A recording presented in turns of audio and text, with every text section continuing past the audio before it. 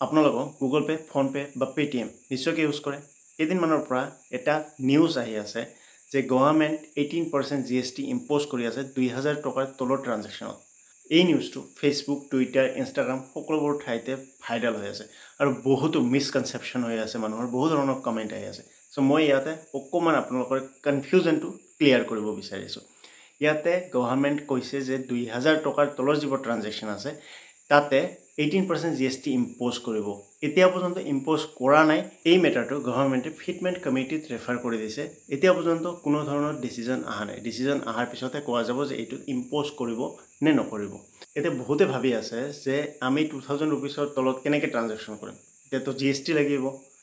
এই GSTটো আমাৰ কাৰণে আপোনালোকৰ দৰে জেনেৰেল পাব্লিকৰ ওপৰত নালাগে।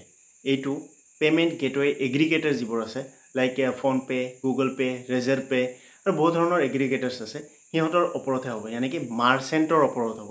এতিয়া মই এটা এক্সাম্পল দি কওঁ। ছাপ'জ কিবা এটা কোৰ্চ ল'ম। কোৰ্চ এটা লোৱাৰ কাৰণে আমাক পে'মেণ্টটো কৰিব লাগিব। পে'মেণ্ট কৰাৰ সময়ত চাব তাতে ৰেজাৰ পে বা বহুত ধৰণৰ পে'মেণ্ট এগ্ৰিগেটাৰ থাকে। চ' সেই পে'মেণ্ট এগ্ৰিগেটাৰবিলাকৰ ওপৰতহে GSTটো লাগিব। আমাৰ ওপৰত, আপোনালোকৰ ওপৰত GSTটো নালাগে।